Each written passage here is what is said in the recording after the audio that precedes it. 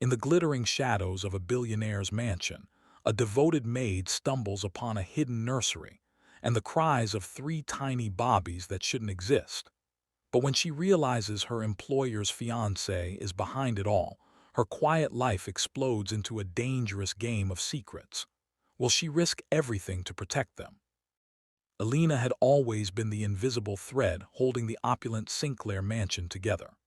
At 25, with her dark hair tied back in a simple ponytail and her uniform starched to perfection, she moved through the sprawling estate like a ghost, dusting crystal chandeliers that cost more than her yearly salary, polishing marble floors that echoed with the footsteps of the elite, and ensuring every silver spoon gleamed under the soft glow of imported lamps.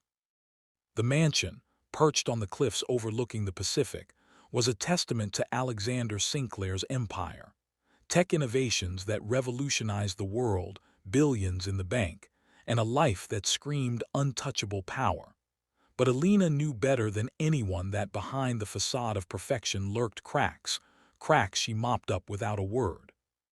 Alexander, the 32-year-old CEO with piercing blue eyes and a jawline carved from stone, was her employer, a man who commanded boardrooms with a single glance but barely noticed the staff who made his world run smoothly. His fiancée, Victoria Langford, was the opposite, a stunning socialite with golden waves cascading down her back, emerald eyes that sparkled like the diamonds she wore, and a smile that could charm investors into signing deals worth millions.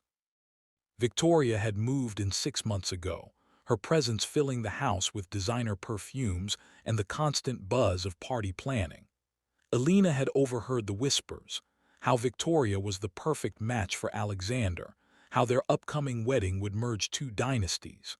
But Alina saw things others didn't, like how Victoria's laughter rang a little too hollow, or how she snapped at the staff when Alexander wasn't around.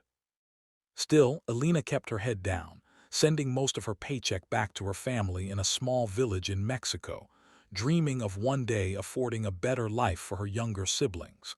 Little did she know, that dream was about to collide with a nightmare. It started on a rainy Tuesday evening. Alexander was away on a business trip to Tokyo, negotiating a deal that could skyrocket his company's stock. Victoria had claimed a migraine and retreated to her suite early, leaving the mansion eerily quiet save for the patter of rain against the floor-to-ceiling windows.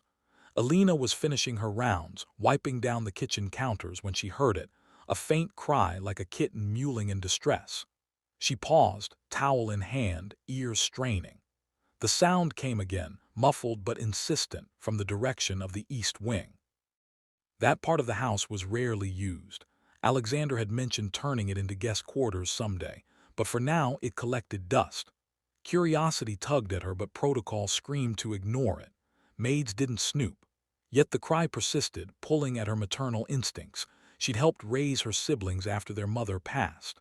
Sighing, she set down the towel and crept down the dimly lit hallway, her soft-soled shoes silent on the carpet. The cry grew louder as she approached a door she rarely opened. The old nursery, a remnant from when Alexander's parents owned the home. It was locked, or so she thought. But tonight the knob turned easily. Pushing it open, Alina's breath caught. The room, bathed in the soft light of a nightlight, was no longer abandoned. Cribs, 3 of them, lined the wall, each holding a tiny bundle. Bobbies, triplets by the look of them, no more than a few weeks old, with tufts of dark hair and chubby cheeks flushed from crying. One was fussing, kicking tiny legs, while the others slept fitfully. Alina's heart pounded. Whose bobbies were these? Alexander had no children. He and Victoria weren't even married yet. She stepped closer, peering into the cribs. Formula bottles sat on a nearby table, half empty, alongside diapers and a baby monitor that was inexplicably turned off. A wave of panic washed over her. This wasn't right. Hiding bobbies in a secret room. She reached out to soothe the crying infant, her hand trembling. "SHH pequeño," she whispered, lifting the baby gently. It quieted in her arms, tiny fingers grasping her uniform. That's when she noticed the note tucked under a blanket. "Keep them quiet. V for Victoria." Alina's mind raced. Was this some twisted secret, adoption gone wrong? Or worse? She placed the baby back and backed out, closing the door softly.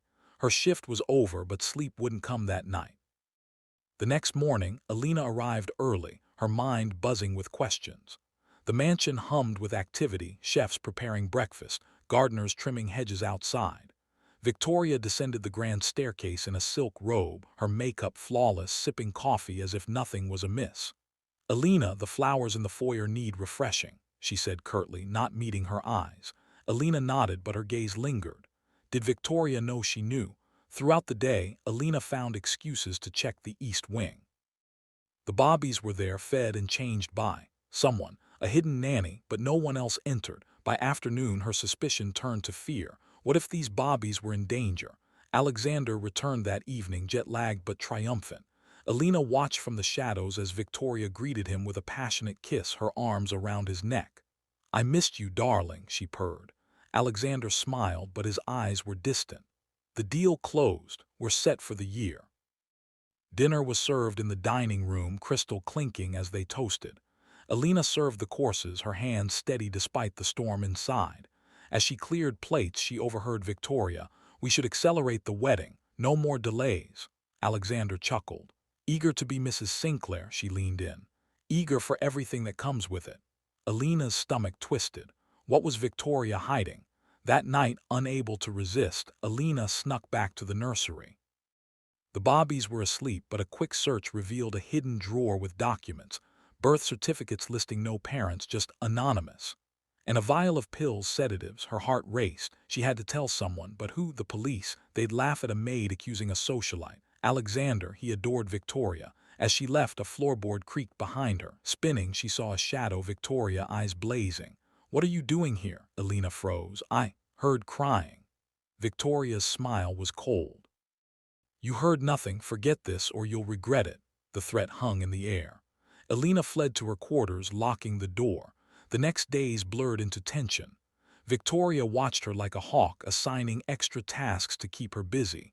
Alina noticed oddities, delivery vans at odd hours, hushed phone calls. One night, she eavesdropped on Victoria arguing on the phone. "The bobbies are fine, just wire the money. Once I'm married, the inheritance is mine." Inheritance. Alexander's will left everything to his spouse if he had no heirs. But these bobbies, were they his? A paternity test hidden in the drawer confirmed it. Alexander was the father. How? Victoria must have used IVF or something sinister without his knowledge. Triplets to claim the fortune. But why hide them? Unless she planned to eliminate Alexander after the wedding, then reveal the bobbies as hers to inherit. Alina's blood ran cold. She had to act. Gathering evidence, photos on her phone, copied documents, she planned to confront Alexander, but Victoria was one step ahead. That evening, as Alina prepared tea, Victoria slipped something into Alexander's drink. "For your jet lag, darling." He drank it, unsuspecting. Hours later, he collapsed, clutching his chest. Poison. Alina called 911, but Victoria screamed. "It's a heart attack." Paramedics rushed him to the hospital. In the chaos, Alina slipped into the nursery. The bobbies were gone, moved, hidden deeper. Victoria's plan was accelerating. Alina knew she was next. Hiding in the attic, she texted a friend for help, but signal was weak.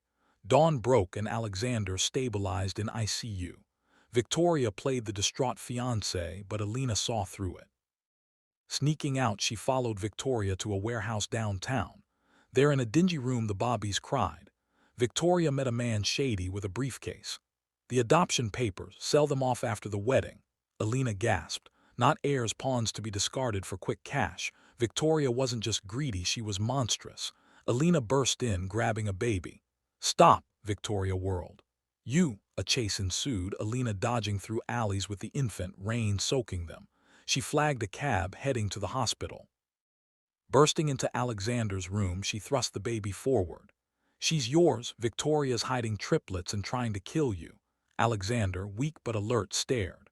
"What?" Guards restrained Alina as Victoria arrived, feigning shock. "She's delusional." But the baby monitor footage Alina had saved played Victoria's confessions. Police were called. As cuffs clicked on Victoria, she snarled, "You'll pay for this, Maid."